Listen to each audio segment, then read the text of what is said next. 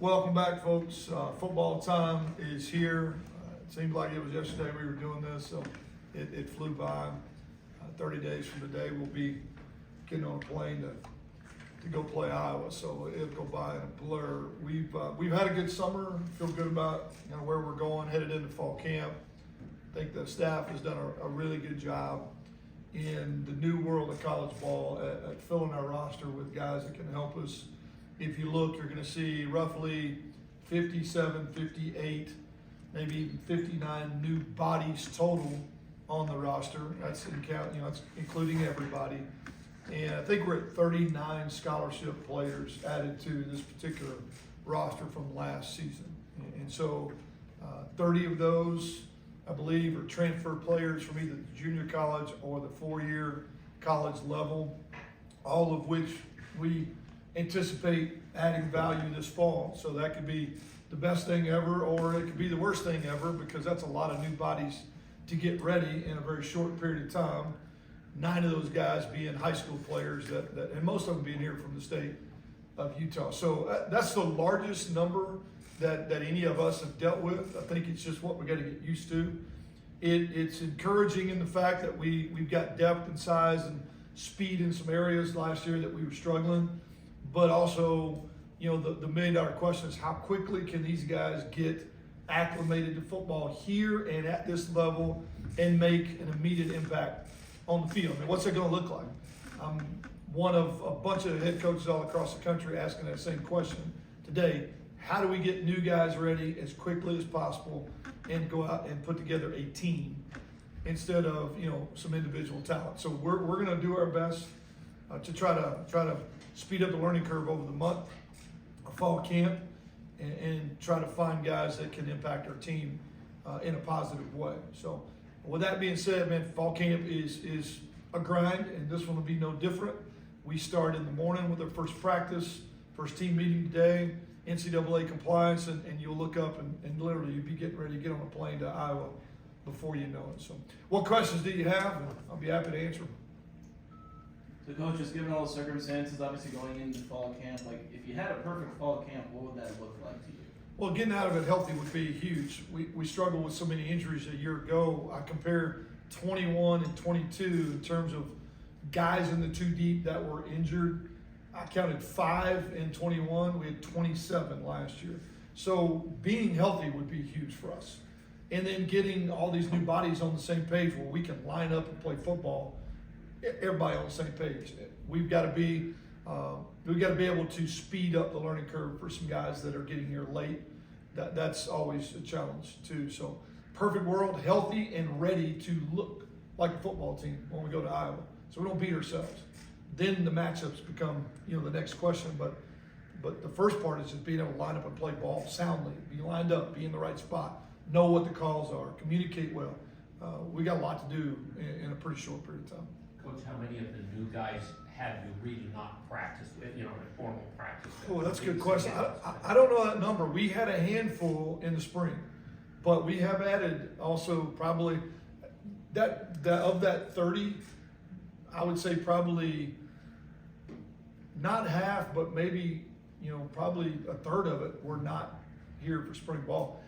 And a lot of guys weren't even healthy to go through spring. We had a lot of guys were out due to injury. So this fall camp are going to be heavy reps for a lot of guys, especially on defense, that just haven't played football with us yet. And that's a big challenge for Joe on the defense for sure. What is the sort of injury report heading into fall camp? Who isn't participating? We're relatively healthy right now. There'll be Valma May is still not quite ready yet. Several guys that are going to be limited. Parker Buchanan is still probably on a limited phase. But in terms of just that cannot practice at all, Vaughn is probably the one I know for sure that strictly just not ready to practice yet. Everybody else is healthy-ish and maybe in a limited phase, but otherwise we're in relatively good shape. Just Coach, I just want to ask you about Ethan Morris. This will be his 5th season with you. Yeah. How rewarding is it to the guy's obviously paid his dues to promote him and give him this opportunity? Well, if you look at my career as a head coach, that is something that I've always tried to do if it fit. It doesn't always fit. In this particular case, it did. Ethan has done a phenomenal job for me since day one that I hired him. He was very highly recommended when we hired him back in Arkansas State. And basically every duty and job I've given him along the way, he's done, he's done exactly what I've asked him and more. This particular case, being able to put him out there this spring and just kind of see how he did, it was not a guarantee, just your job. This was, how does he respond with the room? And I thought Joe was really, really pleased with him, as was I. The kids responded well to him. He's always been phenomenal in the recruiting space. This was the other step to that, to control and own and hold accountable your own room. And we thought he did a great job. I love elevating guys that have proven their way, that know your culture, that have earned the opportunity. We could have gone out and maybe opened things up, but when you got one right in the family with you that's already doing all the things you need him to do, I just think it's great to elevate and reward guys. And I think our kids responded really well to him, and we're excited to have him coach in that room every day. Coach, you have 5, though, I think, new full-time coaches. Yeah. Is that different for you other than going to a new job, or how do you feel about that transition or your reaction to all that? Well, I feel good in the sense that I was able to hire a defense coordinator that I know intimately. I mean, Joe and I spent a lot of time together, 5 years at Arkansas State, and have known each other since the late 90s. In that sense, there's some comfort. Having to hire bodies is not something that you always have to do, but when you hire good people, you're gonna go through that. We've been able to hold that off at times, but I just think it's the nature of it. Sometimes I look at it this way: it is inevitable. You hire good people, you're gonna lose some along the way. They're gonna get opportunities, and we had a bunch of guys that did. You're always also gonna get a new perspective, a new thought, a new technique, just a new energy to the room, and try to take it for the positives that I can. Instead of focusing on things I can't control. I mean, it's going to happen. It's going to happen these days. It's going to happen with players and with staff to some degree. So we better just get busy and finding the positive, because spend all day worrying about the negative. I am pleased though that Joe's relationship with me, the familiarity with what, how and what he does was important, especially with me stepping back into the offense full tilt. That would have been really hard had I not had that access to him. And he's exactly who I wanted to hire. So I'm hoping that helps with some of the transition. Coach, Ike Larson had such a major impact for you guys last year. What do you want to see in year 2 of his development as a leader and as a player on the field? Just growth, maturity. He is one of those rare individuals that, for whatever reason, the moment just doesn't, it's just never too big for him. He's very calm in maybe the biggest moments. And I think that's a skill. It's kind of an innate skill. It's not one of those things that you can really teach. If you do, you can't teach it quickly. It takes time. But as a true freshman, the kid just doesn't get flustered. He seemed to make his best plays in the biggest moments, most critical. I just want to see him continually grow, stronger, faster, more vocal, more accountable, take on some leadership roles if at all possible. I think that's the next progression for him. Now, he's going through transition too. He's got a whole new back end in terms of coaches and defense. I mean, there's a lot of changes for him, and how does he handle that is really, really important. Have challenged him. He's been good in terms of how he's responded, but I mean, he's young. That's a lot to ask for him too. So I think that's going to be critical over the next month, is really how does he gel with Coach Ethan, with Coach Mitch and Joe on that side of the ball, so that he fits in and can really stand out the way we need him to. Coach Anderson, I noticed there's a transfer portal guy I was unfamiliar with, Avante Dickerson of Oregon, cornerback. Can you tell us a little bit about him and why you feel like he's a good fit? Well, speed, ability to play man coverage. He was one of those guys that we really have not ever stopped recruiting since the last snap of last season's game. I mean, that's the reality of it. It's a completely different environment. We did hit dead period in January, and we couldn't bring guys on campus anymore, but we've also added several guys since dead period started. So Vontae's one of those guys that it was it was a process with us. We battled several other schools to get him to say yes, but then the process of getting his classes done, getting him eligible, and getting him here has taken really all summer. So we're gonna see the first physical football from him tomorrow. But on film and tape and all the things, talking to the coaches, his speed, his quickness, that defense is very similar to our style of defense.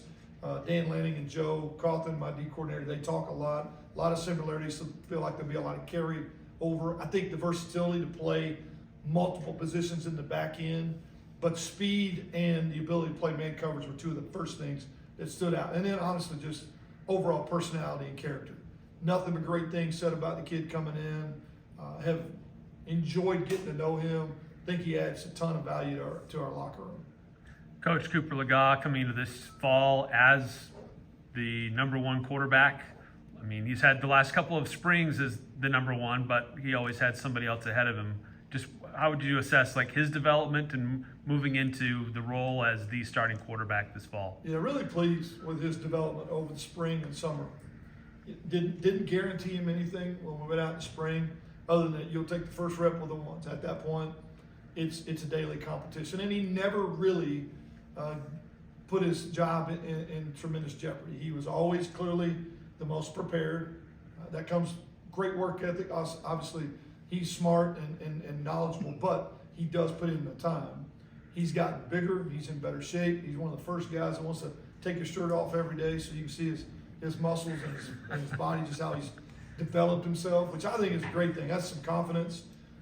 I think he has done everything I've asked him to do to prepare to be at his best starting tomorrow. Now, that being said, I'm very honest with every player on our team, including him.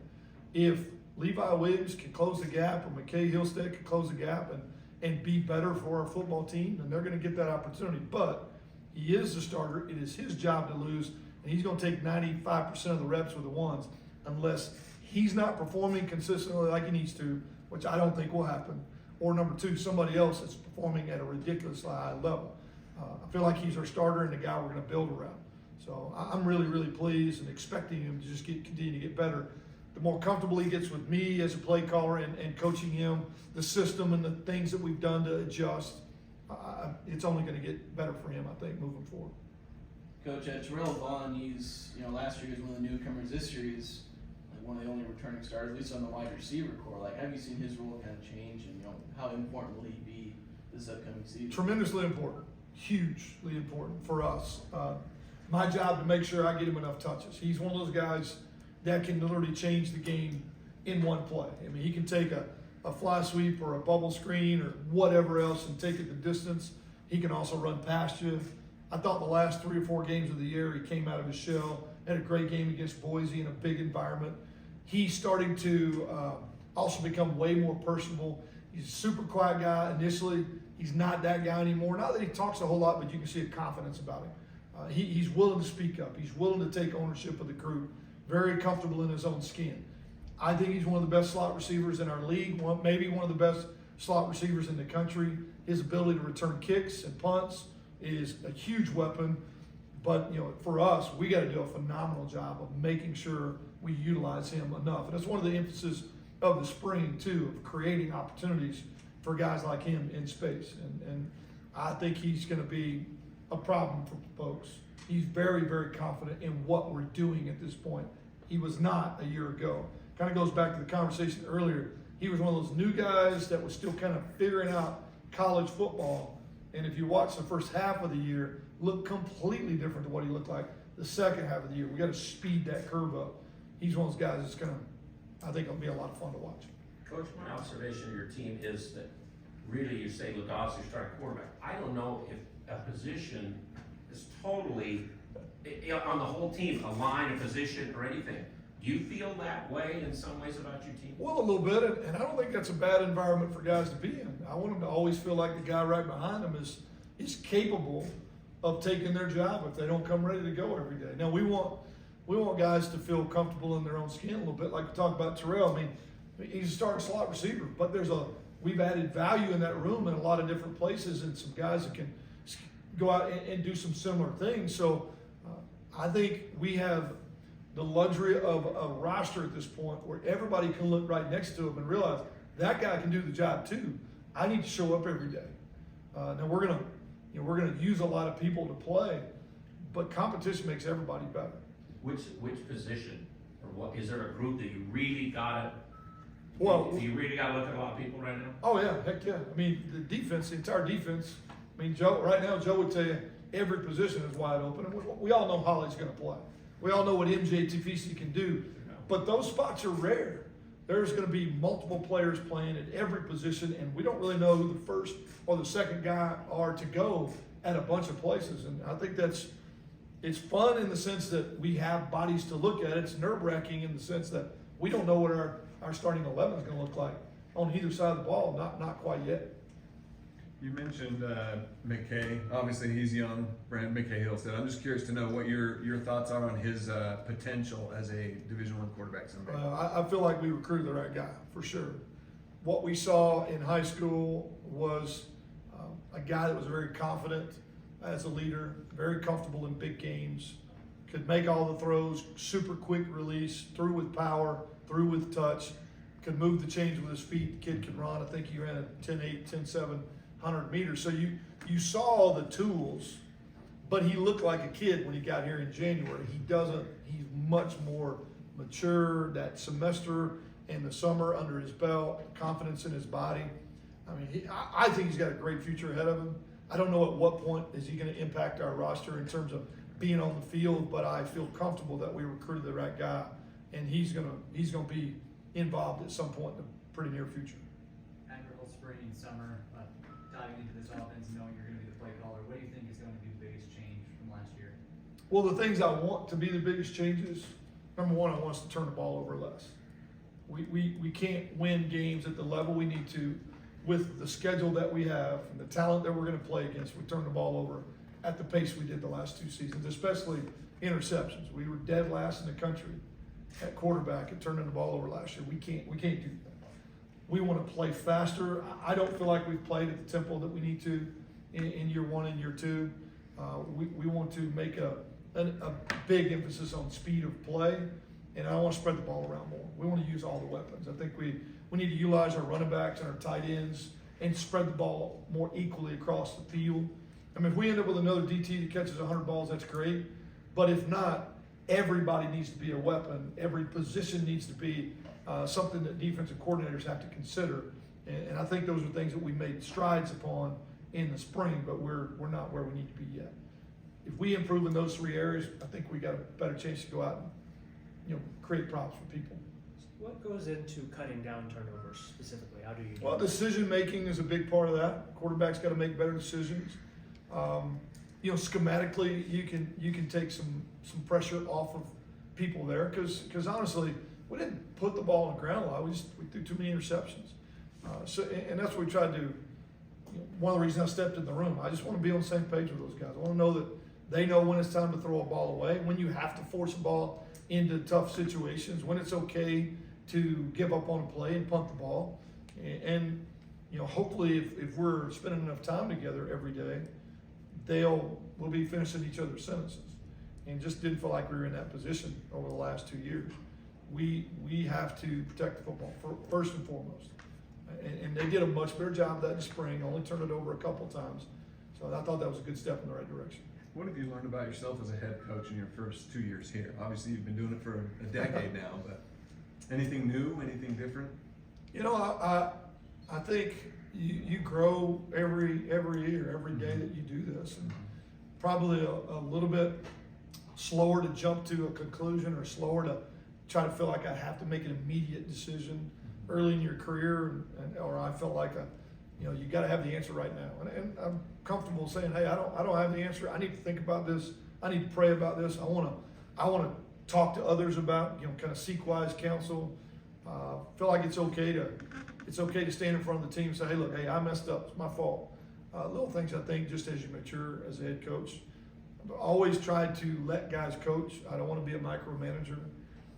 Try to stay really, really organized and make sure they know what the goals are and what the really the process should look like. But then also be be willing to step back and understand they may not do that task exactly like I would, but let them bring their own personality to it. And that's something that you kind of have to learn a little bit.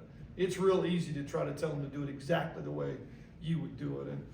And I think that's something, as I've gotten further in and grown in the profession and in this particular job, I think I've gotten better at letting them put their own personality into things. And honestly, you see some really cool, innovative, creative ways to do things that maybe you wouldn't have thought of otherwise when you do. So.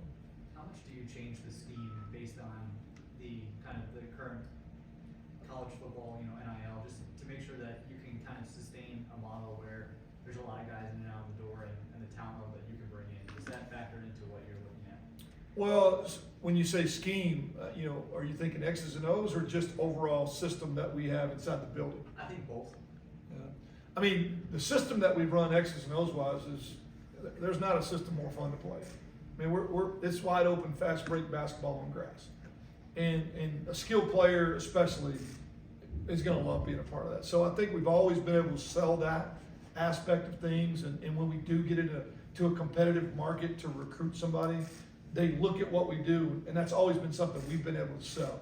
This is a fun system, explosive system, more snaps, more opportunity, obviously all the above. But I think the culture inside the building is, and the approach that we take from not being afraid to play a young guy, get him on the field early, but mainly building relationships with these guys. So it's not just X's and O's. It's not just win at all costs. We're doing life together. We're in a position now moving forward to be competitive, at least competitive at our level in the NIL space to some degree. You're hoping that piece, along with the culture and then what we do on both sides of the ball, that we can slow down attrition and we can slow down some of the issues that we felt this offseason when we weren't in that space yet. We weren't prepared yet in that NIL space. We're grateful people have stepped up to put us where we can be moving forward. And I'm hoping we'll see less and less attrition, because even the guys that left, even the guys that put their name on the open market and felt like they could go out and better their situation financially, every one of those guys, Coach, man, I love it here. I'm not leaving because I feel like this is something I have to do for my family, but I would really rather be here. I get it. It was tough decisions for everybody, but nobody left here angry at each other. Disappointed we lost some guys, but it was hard decisions for some dudes too, because I think we got a great culture and they love this place. So we got to just continue to maintain that and then be competitive in the space that new college football is in. I think we're there, and we'll find out what that looks like, as we come out of this season and what the off season looks like moving forward. Time for 2 more questions. Two more? Did you see DT's catch at camp? Yes. What'd you think of Yeah, that? and I would like to say it surprised me, but I was just watching him do that every day. So, and hear nothing but great things about him and Derek so far, and expecting and hoping to get some good news from the other guys too. But that play didn't surprise me. That's what there's a reason we won 11 games, man. The guy made us look good a lot of times. What else you got? If you've asked about just about every position group except the offensive line, you had 7 guys who played most of the snaps last year. You lost 4 of them. How's that position group, shaping out with some of the returners and newcomers? Yeah, we've added more depth there. There's more guys to pull from, and we brought in 2 transfers, Big Ralph and Maui both up front. As I look, there's more bodies to choose from. Now there's less experience, and so that's very similar to some other conversations. I feel like we've impacted every position on the roster with more depth, more available bodies by going the junior college route and the 4-year school route in terms of a lot of these guys. Now, I will say this, we tried to make a premium of 2 and 3 years of eligibility. We tried to stay away from the 1-and-1 guys. We stayed heavily away from that, although there are a couple. But there are more bodies that potentially could impact our team this fall than we had a year ago. They just haven't played for us, and they haven't played much. So that is where all the uncertainty comes from. Is it going to take a year to get them all on the same page, and you're going to be really good a year from now, or can we speed this curve up and be competitive, immediately? Which was what we saw in 21. That team grew up so fast. Last year's team struggled through all that process. So every team's different. but the O-line is deeper, but inexperienced. Like to think we can make it simple enough for them and get the best out of that group and have, 8 guys, maybe 8, 9 guys that could play in that rotation somewhere. I do think we got to find the starting 5 at some point, or your starting 6. I think that's important, and I believe that's part of what Coop's going to have to really focus on during fall camp. What's our starting lineup, and who's our first off the bench? Who's our first tackle? Who's our first guard? Who's our next center? And if you could get 8 that you felt really, really good about, which I think is possible, then I feel like we'd be in a pretty good place. Okay. No more, huh? You got somewhere else you got to be? We got lots of people coming in here other than you. That'll be all right. Y'all got everything you needed, right? Yes. All right, have a great day. Thanks, Coach. See you soon. Appreciate it.